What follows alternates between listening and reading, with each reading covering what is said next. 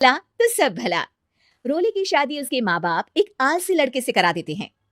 चलो, रोली की शादी हुई और हमने गंगा नहाई। और क्या, बेटियां तो होती ही हैं बोझ। हाँ, पर अब क्या चिंता, उतार तो दिया बोझ तुमने, अब वो लोग समझे। ससुराल में रोली का पति कहता है, देखो, मैं कोई काम नहीं करता, ये बात तुम्हारे मम्मी पापा को बता दी थी मैंने। अब जो किराया आता है दुकान का, उसी से घर का गुजारा करना है। कभी भूल से भी कोशिश ना करना किसी चीज की डिमांड की। क्या मम्मी पापा को पता था कि आप कोई काम नहीं करते? और क्या, बड़ा अच्छे से पता था। उन लोगों को तो तुम बोझ लगती थी, बोल रहे थे कि बस शादी कर लो और कोई मतलब नहीं है। रोली को यह सुनकर बहुत गुस्सा आता है, लेकिन करती भी तो क्या, क्योंकि वो जानती थी कि उसके माता पिता ऐसे ही हैं। जैसे तैसे रोली दिन काट रही थी। रोली को एक प्यारी सी बेटी होती है। धीरे धीरे वो बड़ी होती है और उसके साथ उसकी जरूरतें भी बढ़ती जाती है। सुनिए जी, अब तो सिमी बड़ी हो रही है, उसका स्कूल में दाखिला कराना है। मैंने अब तक तो जैसे तैसे समय काट लिया, लेकिन मैं बच्ची की परवरिश में कोई कमी नहीं रखूंगी। अरे क्या है यार, अब तो लगता है कोई ना कोई काम ढूंढना ही पड़ेगा। अब पति रोज काम की तलाश में जाता और बिना किसी काम के वापस आ जाता। रोली समझ जाती है कि पति के अंदर अब काम करने की क्षमता नहीं है। वो बेटी को उच्च शिक्षा देने के लिए कुछ करना चाहती थी, लेकिन करती तो क्या करती। एक दिन रोली की सहेली कहती है, रोली, मेरी कोई औलाद नहीं है। अगर तू मेरी औलाद को जन्म दे तो मैं तुझे तेरे मुंह मांगे पैसे दूंगी। अरे, तेरी औलाद को मैं कैसे जन्म दे सकती हूँ? सरोगेसी से। बच्चा मेरा और वैभव का ही होगा, लेकिन कोख तेरी होगी। ये संभव है रोली। रोली कुछ सोचकर कहती है, मुझे मंजूर है, लेकिन मैं इसका 2 लाख रुपया लूंगी। अरे कोई बात नहीं, मुझे मंजूर है।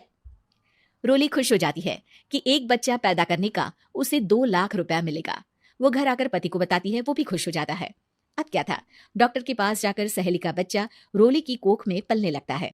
मुझे 20,000 चाहिए मेरे बेटी के एडमिशन के लिए। हाँ हाँ ठीक है, मैं उसके एडमिशन से लेकर सारे खर्चे उसके अकाउंट में डाल रही हूँ।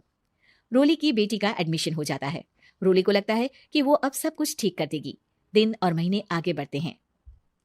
अब एक दिन, एक बात कहूं जी, काश इस बच्चे को मैं रख पाती। मैं अब इससे काफी जुड़ गई हूँ। अरे यार, पता नहीं किसका बच्चा है, अपने पास है ना अपनी मुन्नी। हाँ, लेकिन अब मैं भी इस बच्चे से जुड़ाव फील करने लगी हूँ। लेकिन मैं ये जानती हूँ कि ये मेरा बच्चा नहीं है। दोनों की जिंदगी ठीक चल रही थी, लेकिन कहते ना कि सुख का पल ज्यादा लंबा नहीं होता। एक दिन रोली की सहेली का फोन आता है। रोली, मुझे अब ये बच्चा नहीं चाहिए, मैं अपने पति को छोड़ रही हूँ। अरे लेकिन मुझे पैसों की जरूरत है, बच्चा तुम्हारा है, मैं क्या करूंगी? सहेली बिना कुछ बोले फोन काट देती है, फोन स्विच ऑफ कर देती है। लेकिन रोली के जीवन का तूफान यहीं नहीं रुकता। रोली, मैं इतना भार नहीं उठा सकता। आज पढ़ाई का पैसा मांग रही हो, कल को शादी, कॉलेज और पता नहीं क्या क्या। मैं तुम्हें छोड़ रहा हूँ, अपनी बच्ची उठाओ और निकलो इस घर से। अरे पर मैं कर तो रही हूँ ना बच्चे के लिए काम, आप आराम से रहिए ना। क्या काम कर रही हो, देख रहा हूं मैं। ये छोटा शहर है, यहाँ लोगों को बात बनाते वक्त नहीं लगता। तो मैं क्या करूं? ज्यादा पढ़ी लिखी नहीं हूं, कैसे घर के खर्चे चलाऊं? और आप तो काम करना ही नहीं चाहते। हाँ, ना चाहता हूँ और ना ही करूंगा। रोली को पति की बात पर काफी गुस्सा आ जाता है। ठीक है, अगर मेरे जीवन में संघर्ष ही लिखा है तो वही सही। इस वक्त पति होने के नाते आपको मेरा साथ देना चाहिए था, लेकिन नहीं, आपने तो इस हाल में मुझे घर से बाहर निकालने की बात कह डाली। देखो, ये सारी फालतू की बातों के लिए वक्त नहीं है मेरे पास। रोली, जिसकी कोख में किसी और का बच्चा था और साथ छोटी सी बेटी, पति का घर छोड़कर रास्ते पर आ जाती है। रोली के पास मायके के सिवा दूसरा कोई रास्ता नहीं होता। अरे रोली कैसी है, कितने दिनों के लिए आई है? हमेशा के लिए माँ। वो माँ को सारी बात बता देती है। ओए लड़की, इतनी हिम्मत का काम कर लिया। अरे ना ना, यहाँ कोई जगह नहीं है। तुम तो अपना बोरिया बिस्तर उठाओ और निकलो यहाँ से। रोली के पास अब मायके का रास्ता भी नहीं बचता। वो चुपचाप बच्ची को लेकर जा रही थी कि उसे दर्द होता है और वो डॉक्टर के पास चली जाती है। और फिर वहां वो एक प्यारे से बेटे को जन्म देती है। कितना प्यारा है, कितने अभागे हैं इसके माँ बाप जो इसके पैदा होने पर भी नहीं है। तभी वहां डॉक्टर आ जाती है। रोली, बच्चे के पिता तुमसे मिलना चाहते हैं। आपका बहुत बहुत शुक्रिया।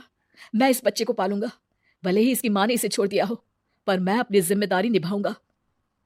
तो क्या आप मुझे इसके पैदा करने के लिए जिन पैसों की बात हुई थी वो भी देंगे? हाँ, और साथ ही आप चाहें तो मेरे घर में रहकर मेरे बच्चे की देखभाल भी कर सकती हैं। मैं उसके लिए आपको सैलरी दे दिया करूंगा। रोली को लगता है कि जैसे भगवान ने उसके लिए सुकून का रास्ता खोल दिया। वो अब मुकेश के साथ उसके घर चली जाती है, जहां रहकर वो उस बच्चे की देखरेख करती है। अब मुकेश के घर को रोली अच्छे से संभाल लेती है, उसके लिए खाना बनाने से लेकर बच्चों की देखभाल और घर की देखरेख।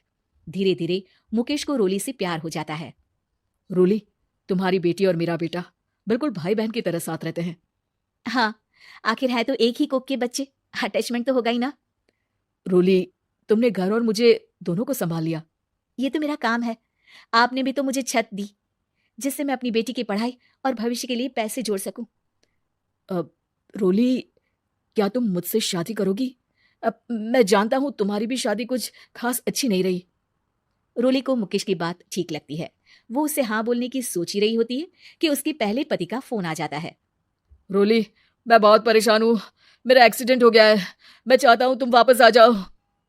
रोली को पुराने पति की चिंता होने लगती है। वो सोचती है कि वो क्या कर रही थी।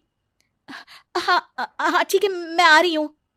हाँ रोली, आ जाओ, लेकिन बच्ची को कहीं हॉस्टल में छोड़कर आना, क्योंकि मैं नहीं चाहता कि हम लोगों के बीच फिर से वो सारी बातें हो। रोली को समझ आ जाता है कि पति आज भी सुधरा नहीं है। वो पति के पास जाने से इनकार कर मुकेश को हाँ कर देती है।